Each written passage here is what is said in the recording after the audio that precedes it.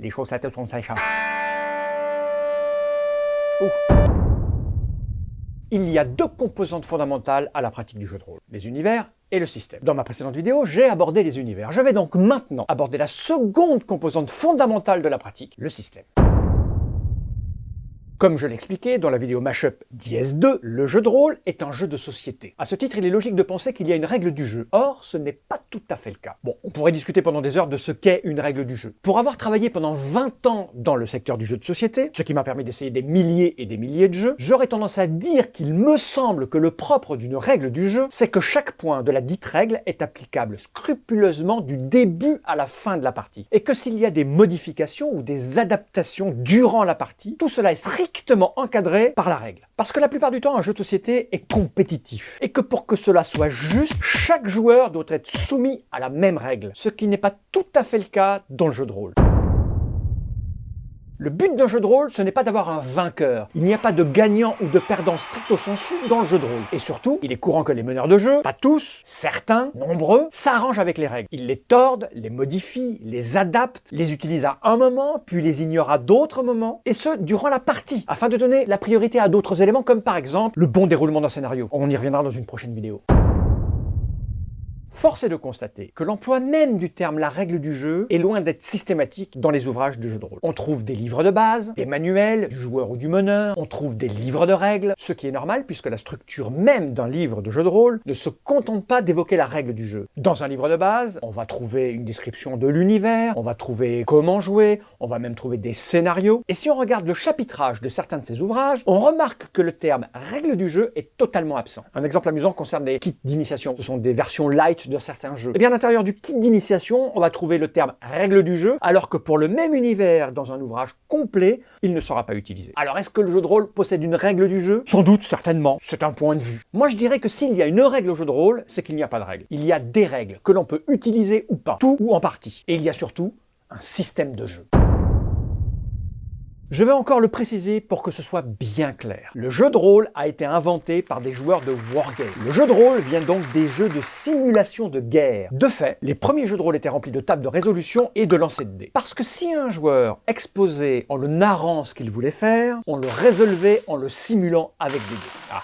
L'usage du verbe narrer et simuler n'a l'air de rien. Mais en vérité, nous avons là une bien belle source d'interprétation et de quiproquos menant à des querelles de clocher. Surtout à partir de la fin des années 90. 1997 pour être précis. L'année où Ron Edwards a sorti sa théorie GNS. En français, théorie LNS. Ludisme, narrativisme, simulationnisme.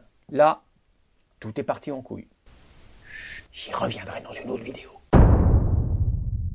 Avec le développement de la pratique, le jeu de rôle a quitté rapidement le champ des wargamers. Elle a touché un public de plus en plus large, plus varié. Les moyens de communication n'étant pas à l'époque ce qu'ils sont aujourd'hui, beaucoup de joueurs se lançaient en ayant juste lu un manuel de jeu. Manuel de jeu qui donnait très peu de précision et de détails sur comment mener une partie ou comment jouer un personnage. Des manières différentes de jouer se sont donc révélées, se sont installées. Sont aussi apparues des problématiques liées aux attentes de ces différents publics, faisant naître des envies, des besoins, moins de mécanique, plus de rapidité dans la résolution, plus de narration. S'en est suivi la création de systèmes tentant de répondre à ses besoins, à ses envies. La pratique a alors muté, ce qui a amené à réfléchir, à analyser, à chercher des définitions, à créer des courants et de bien belles joutes verbales entre ceux qui savent, eux, ce qu'est le vrai jeu de rôle et ceux qui savent, eux, ce qu'est vraiment le jeu de rôle. Basiquement, un système de jeu est là pour simuler. Pas dans le sens produire parfaitement, non. Disons plutôt pour aider à faire semblant. D'abord pour définir les personnages, pour qu'ils aient corps, pour que l'on sache ce qu'ils savent faire. Ensuite, pour gérer ce qu'il se passe durant le jeu. Les rencontres, les actions, pour vérifier comment se déroulent les choix, les actes des personnages, joueurs comme non-joueurs. Parce qu'il faut se souvenir de deux choses. 1. On ne se joue pas soi-même. 2. On est sans doute assis à une table, dans son salon. Et l'on peut se retrouver à chevaucher un tonton, une boisson gazeuse dans une main et des cacahuètes dans l'autre. Il faut donc que l'on sache si son personnage est à l'aise en équitation extraterrestre. Que l'on sache soi-même dans la vraie vie monter ou pas sur un cheval. Le système de jeu est là pour ça. Et ce système doit être en phase avec l'univers dans lequel on évolue. Dans une vidéo précédente, je disais ceci. Et puis souvent, l'univers va induire le système de jeu. Et c'est vrai. Les questions à se poser, c'est est-ce un univers avec beaucoup de combats? Est-ce un univers plutôt d'enquête? Est-ce un univers réaliste? Un univers où les lois physiques sont tordues? Les personnages vont-ils progresser, devenant de plus en plus forts au fur et à mesure des aventures? d'aventure? Cette progression sera-t-elle lente, rapide? Est-ce que tout doit être simulé avec précision, complexité, faisant la part belle au tableau de résolution et autres ajustements? Ou est-ce que la priorité va plutôt être dans la fluidité, la résolution rapide, plutôt verbale? Ce sont des choix qui vont être dictés par l'envie des auteurs et par l'idée des univers qu'ils ont choisis, qu'ils ont développés, qu'ils ont interprétés. Le système donnera un ton, il générera un rythme, une approche de la part des joueurs, meneurs comme joueurs. Le système va induire un type de jeu, un type de mastering. Mastering, oui, c'est le terme technique pour dire ce que fait le meneur de jeu. Quand on mène une partie, on fait du mastering. Beaucoup de jeux de rôle proposent des résolutions à base de dés, de toutes sortes, de toutes formes. Mais ce n'est pas la seule façon de procéder. Tout comme des jeux proposent de se passer de meneurs, des jeux proposent de se passer des dés, parfois des 2, voire de se passer de systèmes, voire de se passer des 3. Il y a de quoi séduire tout le monde. Il y a tellement de propositions dans le jeu de rôle que l'on pourra aimer un univers et détester son système. Et le contraire est aussi possible.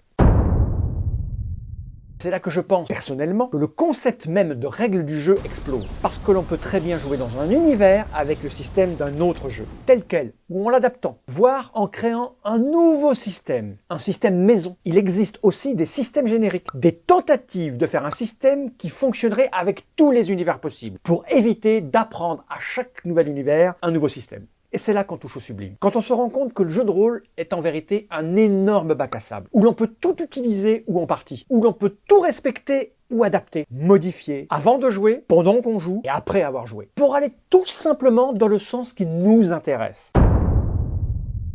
Comme pour les univers, un système pourra être simple ou complexe. Ce qui nous conduira à avoir des univers simples avec des systèmes simples, des univers simples avec des systèmes complexes, des univers complexes avec des systèmes simples et des univers complexes avec des systèmes complexes. Nulle angoisse à avoir. Si l'on ne sait pas trop où l'on va techniquement au début, très rapidement, on s'approprie les règles qui nous concernent. Et puis quand on est joueur, le meneur va vous prendre en charge.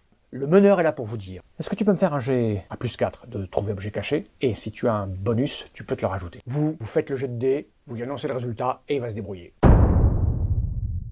Bon, je sais, j'ai parlé de ludisme, de simulationnisme, de narrativisme, sans entrer vraiment dans les détails. J'ai expliqué que l'on pouvait ignorer certaines règles sans expliquer pourquoi, sans aucune précision. Je sais, mais si tout cela vous intéresse, je vous invite, si ce n'est pas déjà fait, à vous abonner et à cliquer sur la cloche pour être prévenu lors de la prochaine mise en ligne de vidéo où je vais aborder tout ça, car je vais revenir pour parler de tout ça en détail, parce que le jeu de rôle, c'est simple, mais c'est aussi complexe.